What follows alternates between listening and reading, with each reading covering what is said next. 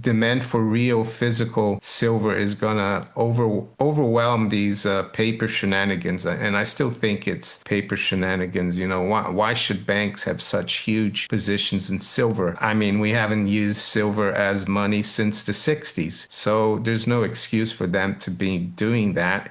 Gold's going to continue to rise in our view, probably even more sharply than it has. But at this point forward, expect silver and the miners to beat gold on a percentage basis. Yeah, I think between now and the year end, we're going to have an enormous up move in the monetary metals, led by silver, led by the gold and silver miners. Gold strong as well, but not on the percent basis as those subsets. Mario Inaco's analysis reveals a precious metals market caught between expectation and reality. While gold has maintained its strength, silver has disappointed, trading well below the $40 level Inaco anticipated. This performance gap has persisted despite silver's typical tendency to amplify gold's movements, creating what many analysts view as a significant undervaluation. Recent market action suggests this divergence may be correcting. The gold-silver ratio has dropped below 100, typically signaling that silver's relative strength is returning.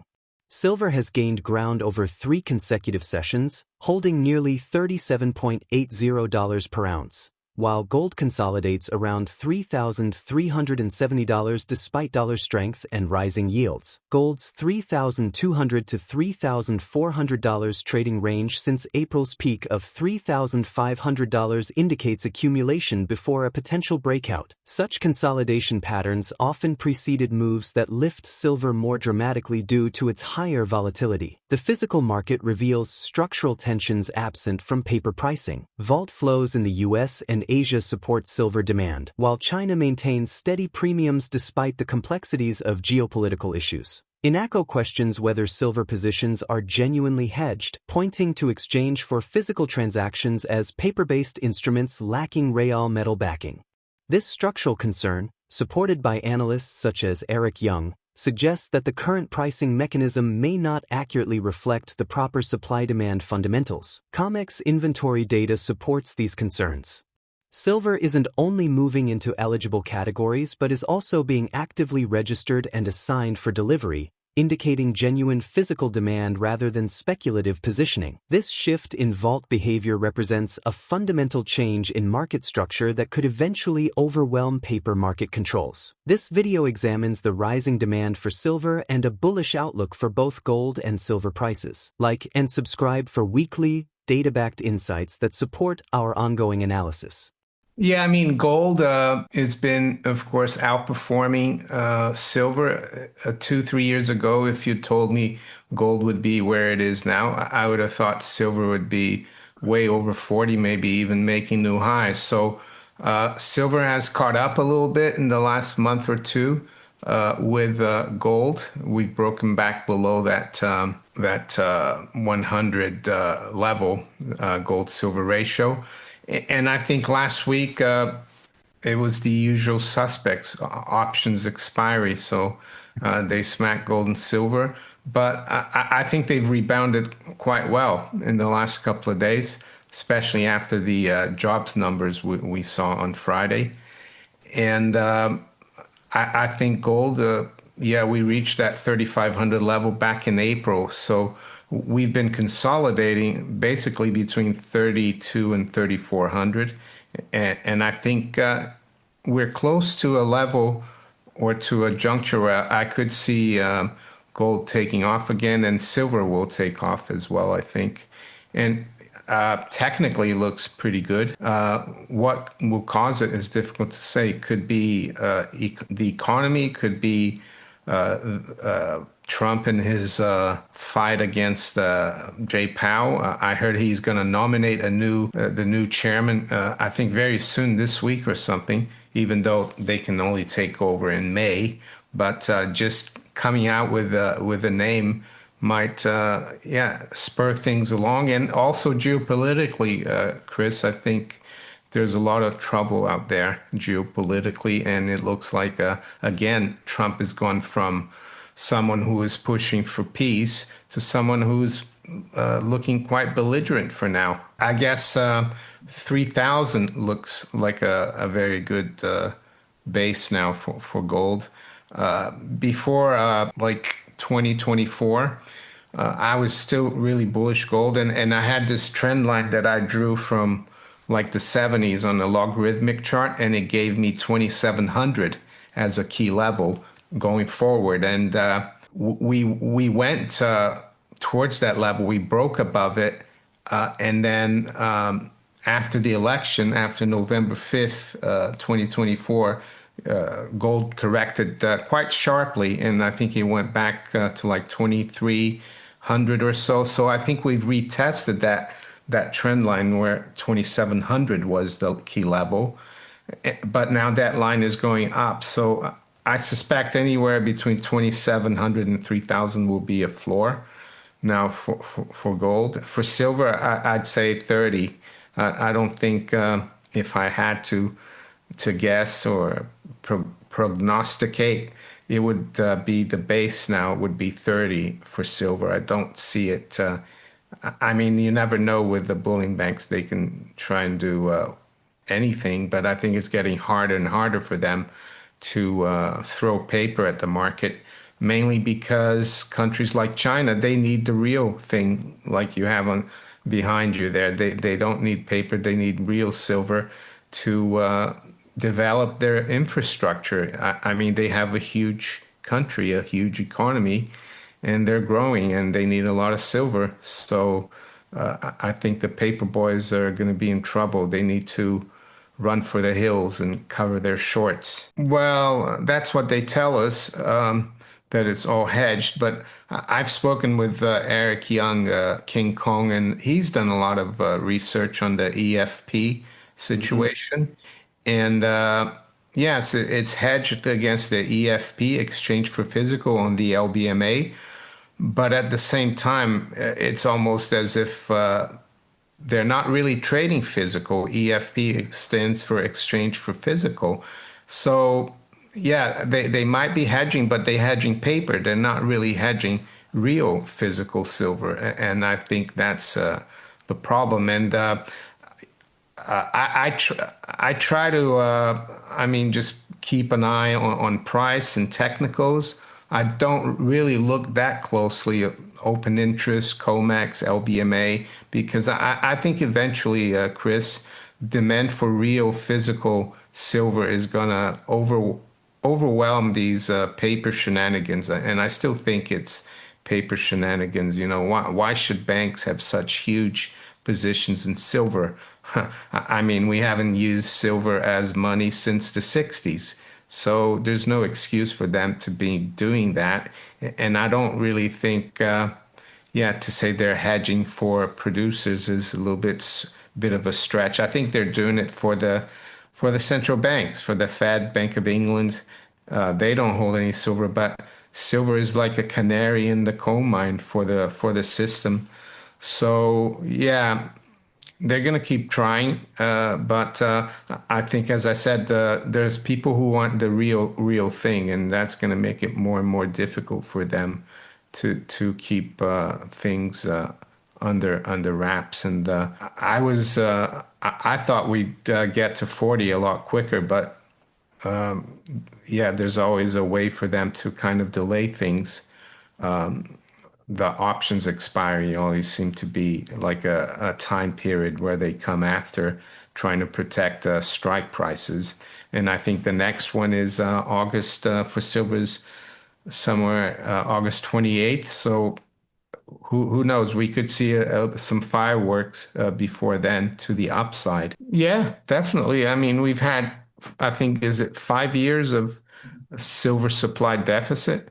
And I don't think it's improving. And it takes a long time, Chris, to, well, first you have to make a big find, silver find, and then you have to build the mine, and that takes a few years to do that. So yeah, I think it's highly possible that would happen, and we kind of saw that back in 2021 silver squeeze. Michael Oliver's analysis reveals a leadership shift in precious metals since April. While gold traded sideways, silver climbed 13% with mining stocks posting substantial gains. signaling renewed momentum near gold's $3,400 resistance. This marks a reversal where silver and miners, typically laggards, now lead the monetary complex. The performance data support this transition. Silver's 32% year-to-date rally has decisively outpaced gold's 27% gain, demonstrating the white metal's characteristic ability to amplify moves during bull markets. Silver's breakthrough above $36 in early June, although still well below its 1980 high of $49.45, has convinced analysts that industrial demand, combined with safe haven flows, could drive silver past gold's performance by year-end. This outperformance reflects genuine momentum rather than speculation. Both industrial demand and ETF inflows are fueling silver's advance, positioning it as what some describe as a cryptocurrency-style breakout opportunity within the metals sector. Unlike previous brief spikes to $50, Oliver expects sustained gains built on stronger foundations, noting that past peaks were fleeting, with monthly averages closer to $34.50. Oliver frames this rally as part of a broader monetary transformation. As fiat currencies face credibility challenges, he envisions governments potentially returning to precious metals as a means of stability. This aligns with Friedrich Hayek's observation that the gold standard was destroyed primarily because it obstructed inflation, suggesting current policies may drive renewed interest in hard money. Historical patterns reinforce this thesis. Gold's stability, global demand, and value preservation capabilities make it resilient during volatile periods, while its correlation with silver creates spillover effects that amplify the price movements of the white metal. Assets such as gold, property, and stocks have consistently maintained their value against inflation, validating their role as wealth preservation vehicles. Let's get back to the interview. Well, look at January through April, S&P, and then look at January through April on gold. Total opposites. Gold went vertical, stock market went down. And then when the stock market decided to have its recoup and come back up to and through the highs, you would think, well, gold will sell off then if it's opposite the S&P. It didn't. Instead, it went sideways. Right. Totally comatose, but steady. In other words, yeah, there were sellers up there, but the sellers couldn't get anything going on the downside. Why? Because the demand was underneath it. And so instead of breaking down when the stock market recouped, because we argue they're opposites, gold held well. But also during that time from April to the present, while gold has gone lateral, silver's gone up 13% since its April close. And the gold miners have gone up significantly too since the April close, meaning that while gold has gone to sleep for the past 4 months, it is starting to firm again right now as we speak. It's back to 3,400. The miners in silver have risen nicely, double digits for silver, in fact.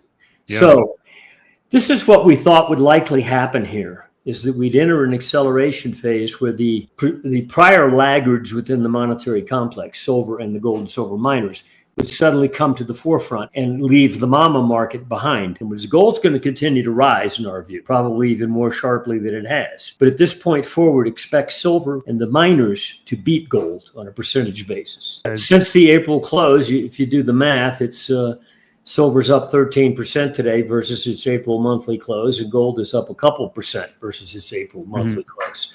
So there's been a shift there. While things seem to be getting sold into as far as gold, but not breaking down, silver and the miners moved up. Now, how come? For instance, I just looked at the screen a while ago, and the big blue chip of the gold miners is, of course, Newmont. And it has, over the years, either outperformed or underperformed the mining sector. But lately, it is really zooming. Like it's up, huge in the last few months. I think there's money moving out of the stock market sector, being reallocated by large asset managers to get a foothold into the gold mining sector. And, Newmont had an earnings report a week or so ago that demonstrated, hey, we're making good money, folks, and suddenly there's great demand for Newmont. And that indicates to me, if they're buying large blue chips, it's probably large asset managers primarily, right, not so much your small investors. But anyway, those two pieces of the puzzle, the stock market topping out, ultimately, therefore, flushing money out of that category into the alternative. And the only alternative that's viable lately has been gold and related. Yeah, I think between now and the year end, we're going to have an enormous up move in the monetary metals, led by silver, led by the gold and silver miners. Gold, strong as well, but not on the percent basis as those subsets. And I think at the same time, we're going to see the stock market finally demonstrate to people that what's been going on since late 2024 is really distribution. Yeah, we made a marginal new high now, but by a few percent, and that's very narrow. There's really no resistance on silver at this point going forward, other than what I call the idiot highs that occurred at 50 back in 1980 and 50 again in 2011, 10, early 2011. But those highs, remember, decades ago. And if you factor in the decay in the money unit, which is to say it increases in supply about 90% every decade, okay? So it's the real buying power. If you took silver to a price level that matched those highs in terms of real dollar value, silver would probably be $200, okay? Now, I'm not predicting a high. I did have predicted, however, that in this thrust that we're in now, that commenced in June, actually, when it came up to 34 again, and then finally blew through the price highs at 35. There were two highs there, October last year and March of this year. And then you got up to 39, and right now we're 37.5 zone. This move should take you probably to over 50. I'm guessing between 60 and 70, not just a wild guess, by the way, between now and year end. In other words, take out those old idiot highs that everybody seems to think are meaningful. Buy enough to where everybody says, well, golly, we're in never land here. Where are we going? And suddenly you wake up the population, the investor population, to a market that's already been doing quite well for the last, decade plus. In fact, if you look at a monthly close only chart of silver net price, just the monthly closes, forgetting, and go back to 1980, for example, if you can go back that far. The highest monthly close back then was $34.50. It traded up to 50, but that was phantom. The highest monthly close was $34.50. Yeah, you see it there. Yep. And just short of 50 back in the 2011 peak. So those highs were really phantom. In other words, you didn't even stay up there very long. It was gaseous.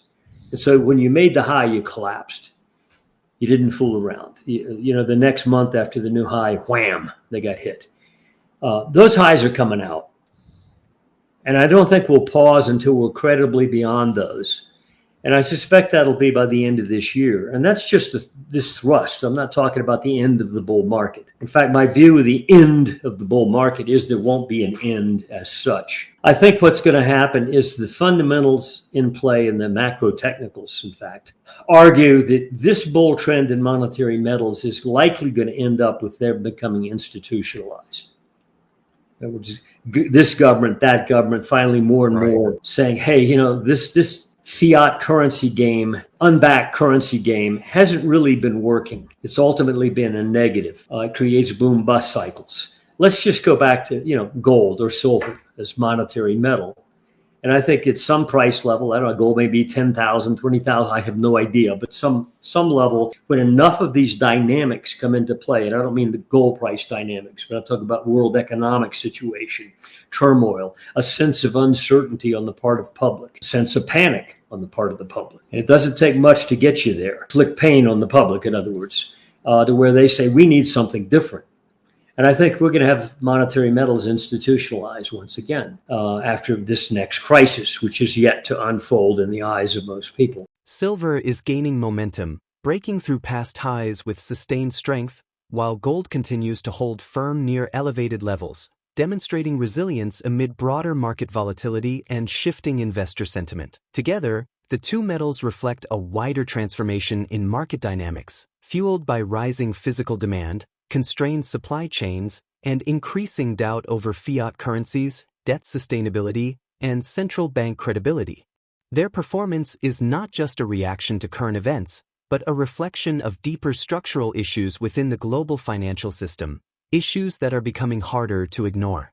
As this shift accelerates, gold and silver are poised to transcend their conventional hedge roles, emerging as strategic financial assets, stores of real value, and potential foundational pillars of a restructured global monetary system. With inflation eroding purchasing power, geopolitical risks on the rise, and faith in traditional monetary policy weakening, both metals are being reevaluated not just by individual investors, but by institutions and even central banks. In a world increasingly defined by economic instability, inflationary pressures, and currency debasement, gold and silver offer the rare combination of trust, liquidity, and long-term preservation of wealth. Their historical role as sound money may no longer be a relic of the past. It could be the foundation of what's next. Stay tuned for more real, data-driven insights into the evolving financial landscape. If you value grounded analysis, please hit the like button and subscribe so you don't miss our weekly updates. Thank you for your support. Enjoy the video.